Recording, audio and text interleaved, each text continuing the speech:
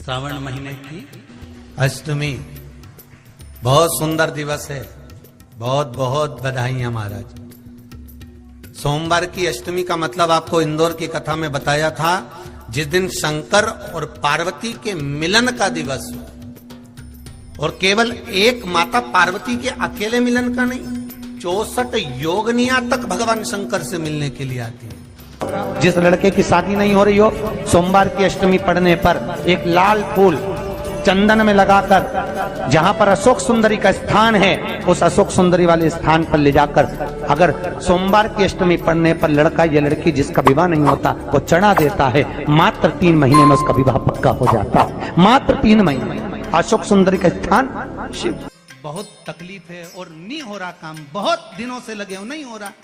हरा मूंग ले जाओ, मूंग के दाने तो रहते हैं घर में, केवल 31 मूंग के दाने लेकर जाइए, 31 चावल के दाने लेकर जाइए और 31 ही बेलपत्र लेकर जाइए। जिस दिन सोमवार की अष्टमी हो, कौन से दिन?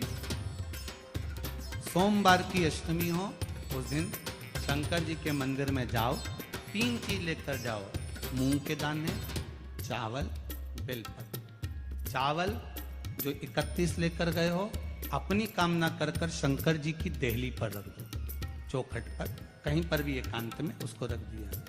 मूंग के जो दाने लेकर गए हो 31, वो नंदी के पास में, जो नंदी का पांव ऊंचा रहता है उस पांव के पास रख दीजिए। और जो 31 बेलपत्र लेकर गए हो, वो 31 बेलपत्र अशोक सुंदरी वाली जो जगह है, आपको पहले बताया है कथा में, अशोक सुंदरी जी का स्थान, ये शिवलिंग, ये जलाधारी जहां से पानी बहता है, उसके बीच में एक मोटी सी लाइन होती है, जो शंकर भगवान की छोटी लड़की अशोक सुंदरी का स्थान है। शिव जी के 13 बच्चे हैं, 13 बच्चे में सबसे छोटी लड़की अशोक सुंदरी यहीं पर विराजमान होती है, जहां से पानी नीचे गिरता है। प्रत्येक शिवलिंग के सामने एक मोटी सी लाइन होगी, उस मोटी सी जो लाइन है अशोक सुंदरी, वहां पर जो 31 बेलपत्र लेकर गए हो, अपनी कामना कर कर पीला चंदन, लाल चंदन लगाकर उस पर समर्पित करते जाओ। उसकी डंडी जहां से पानी बहता है उस ओर होना चाहिए। आप निवेदन कर कर देखो, एक सोमवार की अष्टमी पर कर कर देखना, दूसरी सोमवार की अष्टमी आएगी, अपने आप आपका काम हो गया होगा। बाबा से निवेदन तो करो, क्यों भटक रहे?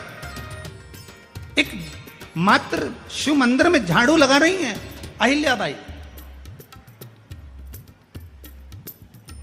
साधारण सा भाव है, केवल एक झाड़ू।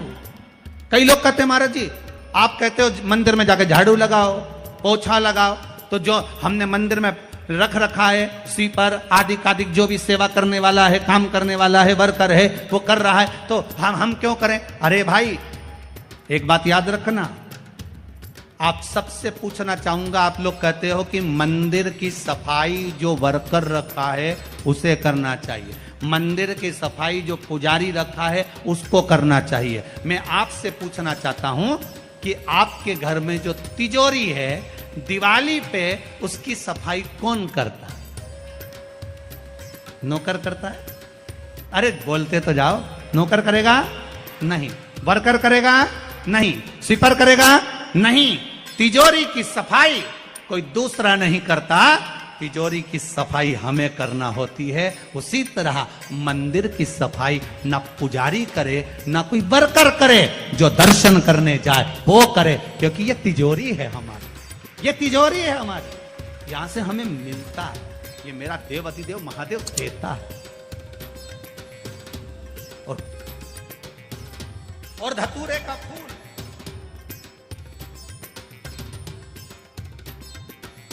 कांटे वाला धतूरा, और उसमें लगने वाला एक पुष्प। आस्था चैनल पर आप लोग देख रहे होंगे धतूरे के फूल का दर्शन। धतूरा और धतूरे का पुष्प, छोटा सा पौधा है, ज्यादा बड़ा नहीं है, कांटा लग रहा है, धतूरा लग रहा है, और उसमें भी साधारण धतूरा नहीं, जिस धतूरे के नीचे की डंडी लाल कलर की होती है, अगर वो सोमवार की अष्टमी को देवाधिदेव महादेव को समर्पित करी जाती है, तो उसके घर में कभी संपदा की कमी नहीं होती है। वो धतूरा साधारण नहीं है। धतूरे में भी लाल डंडी, जैसे धतूरा गोल होता है उसके नीचे एक छोटी सी डंडी, देखा है आप लोगों ने? अरे देखी कि नहीं देखी बोलो? धतूरा देखा है ना? धतूरे के अंदर एक नीचे छोटी सी डंडी होती है, जब तोड़ोगे तो वो डंडी का कलर अगर लाल है, वो डंडी का कलर अगर लाल है, और कभी हम तो कहेंगे जैसे बड़ी बीमारी जिसको हो जाती है, लीवर, किडनी, कैंसर आदि आदि बड़ी बीमारियों से जो जूझ रहा होता है, प्रयास करो, प्रयास महामृत्युंजय का जाप कर कर, महामृत्युंजय का स्मरण कर कर, एक लाल डंडी का धतूरा प्रयास करना, एक धतूरा मिल जाए या 5 धतूरे मिल जाए किसी भी एकांतेश्वर महादेव पर, जो शिव मंदिर एकांत में हो, जहाँ कोई जाता आता नहीं हो। वैसे तो अब बहुत मुश्किल है कि ऐसा मंदिर मिल जाए जहाँ कोई जाता आता नहीं हो। पहले की बात दूसरी है, अब बात दूसरी है। फिर भी कहीं आप रोड पे से निकल रहे हो, एकांतेश्वर महादेव अगर आपका दिख जाए, बहुत बीमारियों से ग्रसित हो, तो भी महामृत्युंजय जाप का स्मरण कर कर या किसी विद्वत ब्राह्मण जन से महामृत्युंजय मंत्र का जाप कराकर, या भगवान शिव के मंत्र का जाप स्वयं कर कर, वो भी ना बने तो पंचाक्षर मंत्र नमः शिवाय, षडाक्षर मंत्र ओम नमः शिवाय, या श्री शिवाय नमस्तुभ्यम जप कर वो लाल डंडी का धतूरा 5 एकांतेश्वर महादेव को आप समर्पित कर सकते।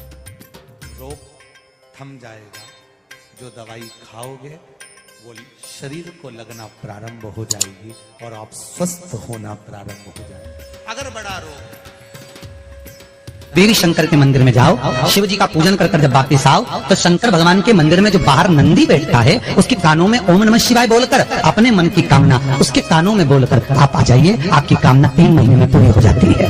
नंदी के ईश्वर भगवान का स्मरण करिए। अगर 7 बेलपत्र आप शंकर को समर्पित करते हो तो 1 बेलपत्र नंदी भगवान पर भी जबरदस्त अवश्य समर्पित करो। नंदीश्वर भगवान शिव को समर्पित, 1 बेलपत्र नंदीकेश्वर की ओर चढ़े। और बहुत ध्यान दीजिए महाराज, अगर कोई काम अटक रहा है, नहीं हो रहा, बहुत प्रयास करा, तो भगवान शंकर के मंदिर में 5 बेलपत्र चढ़ाइए। और शंकर भगवान की जो छोटी लड़की है अशोक सुंदरी, आपको बताया था ना अशोक सुंदरी का स्थान, भगवान शंकर की 6 लड़कियां हैं, उसमें से सबसे छोटी लड़की अशोक सुंदरी की जगह पर 1 बेलपत्र चढ़ाइए। फिर 1 बेलपत्र नंदीकेश्वर पर चढ़ाइए। और नंदीकेश्वर पर चढ़ाने के बाद भगवान शंकर के मंदिर के बाहर चौखट पर दिया लगा दीजिए साइड में, और फिर अपने घर पर आ जाइए, आपका कार्य सफल होना प्रारंभ हो जाएगा। नंदीकेश्वर भगवान नंदीकेश्वर का स्मरण कर लेने पर जीव आनंद सुख की अनुभूति करता है, आनंद सुख को पाता। भगवान नंदीकेश्वर का पूरी दुनिया में केवल एक केदारनाथ ही एक ऐसा है जहां पर ओम कुंड विराजमान है। कौन सा कुंड है वहां पर? ओम कुंड। जो बच्चा हकलाता है, तोतला बोलता है या गूंगा होता है, जिसकी वाणी नहीं होती, वो अगर ओम कुंड पर जाकर ओम बोलने का प्रयास करता है तो जितनी देर तक उसके मुंह से घुन्न की आवाज निकलती है उतनी देर तक ओम कुंड में से पानी का बुलबुला निकलता रहता है। और 7 या 8 बार बोलने से व्यक्ति हकलाना छोड़ देता है, तोतला बोलना छोड़ देता है और उसकी वाणी आ जाती है। वो ओम कुंड केदारनाथ जी में बसता है।